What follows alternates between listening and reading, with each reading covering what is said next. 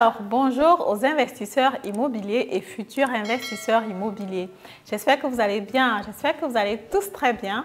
Dans la vidéo d'aujourd'hui, j'ai envie de te parler d'un paramètre important qui peut faire à ce que le vendeur change complètement le prix du bien immobilier. Dans le cas précis dont je veux te parler, le vendeur avait marqué 585 000 pour le prix de son bien immobilier et du coup, il se retrouvait en train de devoir baisser ce prix-là de façon considérable parce qu'effectivement, sinon, ça n'allait pas marcher.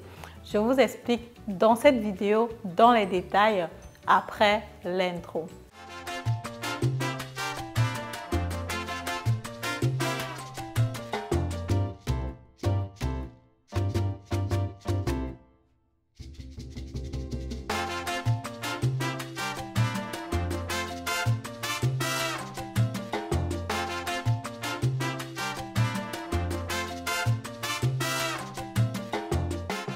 Alors, salut à toi, si tu es nouveau sur ma chaîne et que tu ne me connais pas encore, je suis investisseur et entrepreneur dans le domaine de l'immobilier, auteur du livre Devenez millionnaire avec l'immobilier.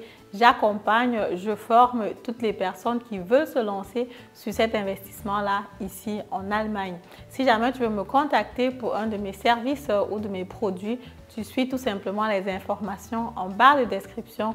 Je me ferai plaisir de t'accompagner. Voilà, donc revenons dans la thématique qui nous intéresse aujourd'hui. En fait, si tu es investisseur immobilier ou bien si le marché immobilier t'intéresse, c'est que tu as remarqué quand même que depuis le début de l'année, avec les taux d'intérêt qui ont monté, l'investissement immobilier, ce n'est plus le qui veut, mais plutôt le qui peut.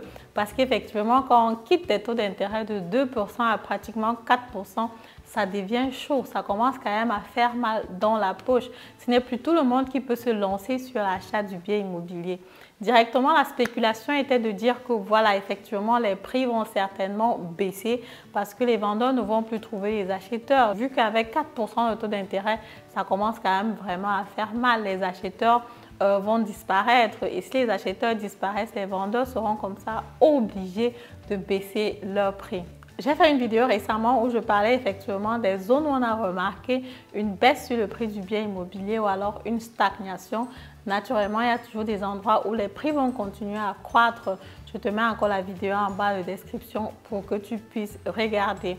Dans ce cas précis, il s'agit donc d'un achat du bien immobilier que je voulais faire avec un partenaire parce qu'effectivement, actuellement, je ne peux plus acheter de biens immobiliers moi seule en tant qu'entrepreneur. Les banques n'aiment pas vraiment les entrepreneurs parce qu'effectivement, je pense qu'il y a une étude qui dit que 90% d'entrepreneurs, après 3 ans ou quelque chose comme ça, font faillite. Donc, c'est après 3 ans quand tu as décidé d'être entrepreneur et que si tu es toujours sur le marché, qu'on se rend compte que, ok, cette histoire-là, c'était sérieux. Vu que la banque ne va plus facilement me financer ce que je recherche, donc ce que je fais quand je veux acheter un bien immobilier, c'est que je trouve un partenaire qui va venir éventuellement avec sa crédibilité parce que la banque aime les personnes qui sont salariées. Et avec cette personne-là, on peut se lancer naturellement, on va se partager les tâches. Je vais éventuellement prendre une tâche qui est plus importante parce qu'effectivement, je n'ai pas forcément de crédibilité actuellement, mais je peux apporter d'autres connaissances, services, know-how ou le cash si c'est nécessaire. Du coup, je trouve le bien immobilier et il coûte 585 000 €. C'est un très bon bien immobilier, ce qu'on appelle ici en Allemagne Mehrfamilienhaus. Donc, tu as une maison déjà sur 3 étages, dont le rez-de-chaussée, le milieu et le dach, qui sont tous en location.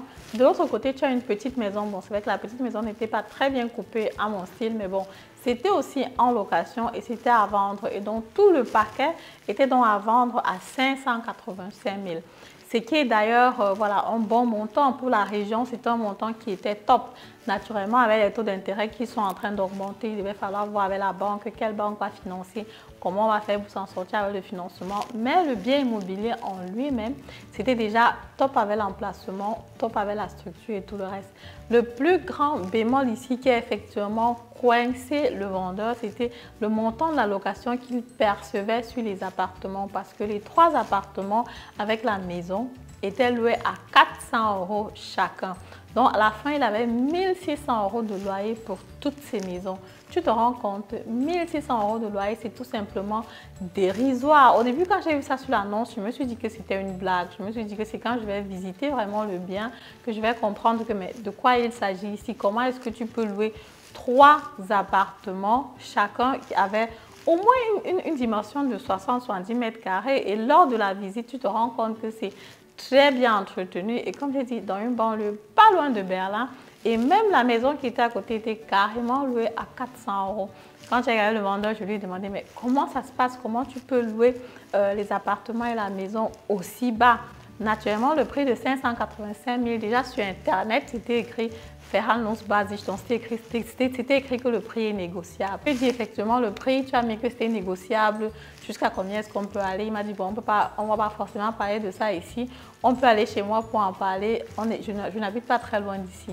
Du coup, on est allé chez lui et c'est très bien aussi là où il habite, un bungalow qu'il a construit avec sa femme qui nous a servi le cappuccino.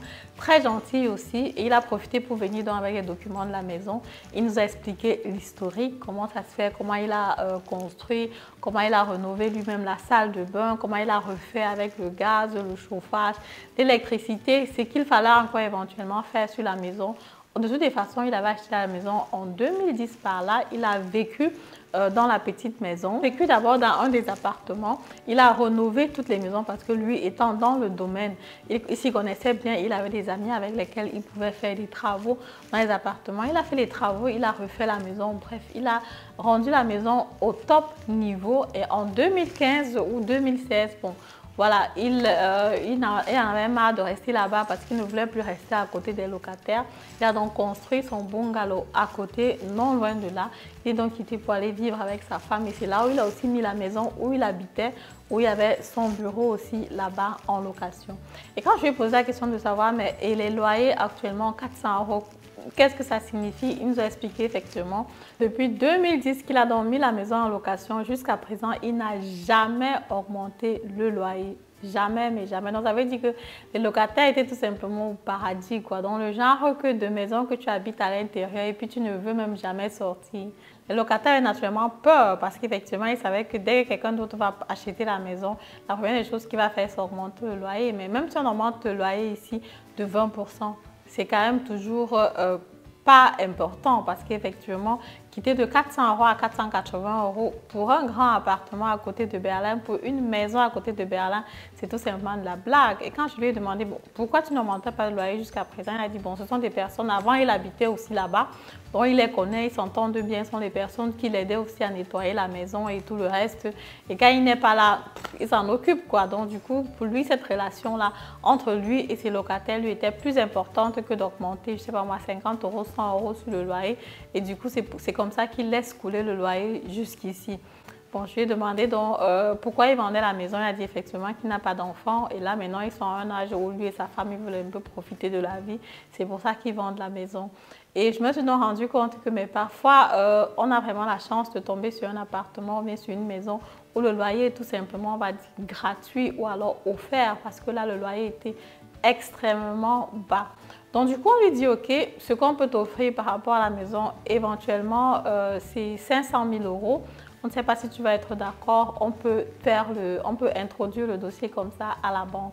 Il a dit, bon, 500 000 €, c'était très peu. De toutes les façons, on peut commencer à 550 000, mais qu'on commence déjà à introduire à la banque et on voit ce que ça donne. Le lendemain, quand j'introduis à la banque, le banquier me dit, non, cette maison, à ce prix-là, je ne peux pas le financer. Le prix de la maison est élevé et le loyer est très bas par rapport au prix de la maison parce qu'effectivement, si tu regardes de plus près, il va falloir que tu augmentes au moins 2 000 € par mois pour t'en sortir avec cet investissement. Et jusqu'à ce que tu, je sais pas moi, augmentes le loyer ou bien fasses sortir les locataires ou n'importe quelle stratégie que tu vas faire, 2 000 € par mois, c'est quand même énorme avec les taux d'intérêt qu'on a actuellement.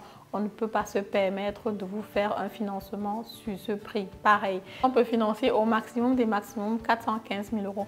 Bon, il faut avouer aussi que pour le financement, ici, on n'avait pas prévu venir avec un apport personnel. Je pense que si pour ce type de financement, tu as un apport personnel, ça peut être encore un peu plus facile ou alors gérable, mais sans apport personnel du tout, pour que la banque te finance complètement ce montant et avec juste 1 600 € de loyer qui entre parce qu'après, il faut encore tenir compte de l'entretien du bien immobilier. Il faut tenir compte de l'entretien, des charges qui viennent avec. Et aussi, il faut comprendre que tu es le seul propriétaire. Voilà, mon partenaire, nous sommes tous les propriétaires. Et si jamais il y a le toit qui se gâte, ça nous concerne tous les deux. C'est une dépense de minimum 30 000 euros, 40 000 euros qu'il faut mettre sur la table. C'est beaucoup. C'est pas comme si tu achetais un appartement qui est dans un immeuble, parce qu'un appartement qui est dans un immeuble, quand il y a un problème, on partage avec tous les propriétaires qui sont dans l'immeuble et ça rend la tâche un peu plus facile aux propriétaires. Mais pour un immeuble comme ça, on a 3 appartements, on a une maison à côté, vous êtes juste à 2. Si jamais il y a un problème, naturellement, les coûts vont retomber sur vous deux, quoi. Si jamais on a une facture de 30 000 euros, de 40 000 euros pour refaire le toit, pour refaire le chauffage, pour refaire l'électricité, c'est vous deux qui devez gérer. Donc, du coup, avec ce loyer-là, naturellement, vous ne vous en sortez pas. Et la banque a dit ici, stop, je peux financer maximum 415 000 euros. Plus de ça, non, je ne finance pas. Vu que le monsieur était vraiment gentil, il nous a invités chez lui et tout le reste, on a vraiment sympathisé. Bon, je l'ai appelé pour lui dire, ok, voilà ce que la banque est prête à financer. Naturellement, il a dit que c'était très peu et qu'il ne pouvait pas prendre ce montant-là. Mais c'est une des caractéristiques qui est très importante à savoir. Si tu es propriétaire aujourd'hui, ne badine pas avec tes augmentations de loyer parce que le loyer va jouer un rôle lors de la vente du bien immobilier. Lorsque tu vends le bien immobilier, la banque regarde toujours est-ce que le loyer correspond au montant que tu vas payer à la banque. Donc, c'est un montant c'est quelque chose de très important à savoir. C'est aussi important de savoir que la banque fait toujours son calcul. La banque regarde est-ce que ça vaut la peine, est-ce que ça ne vaut pas la peine, est-ce que je finance ce bien immobilier-là ou pas. Ce sont tous les calculs que la banque fait aussi déjà en amont parce qu'effectivement, il y a toujours l'hypothèque qui reste si jamais un jour tu n'arrives pas à payer. Il faut que la banque puisse vendre le bien immobilier et récupérer son argent.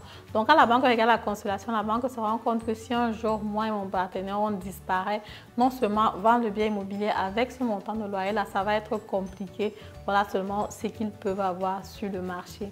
Voilà, c'est ce que je voulais donc partager avec vous dans cette vidéo. Naturellement, le monsieur a décliné les 415 000 euros. Je pense que si ça avait été 500 000 euros, peut-être il aurait accepté. Mais bon, 415 000 euros pour lui, c'était très petit. Et puis finalement, on n'a pas pu acheter ce bien immobilier-là. Voilà, c'est ce que je voulais partager avec vous dans cette vidéo. Et je vous dis à très bientôt pour la prochaine vidéo. N'oubliez pas de partager, de liker, de commenter. Vous partagez aussi votre expérience que vous avez eue avec la banque. Comme ça, ça va permettre que tout le monde en profite. Merci, à très bientôt. Au revoir.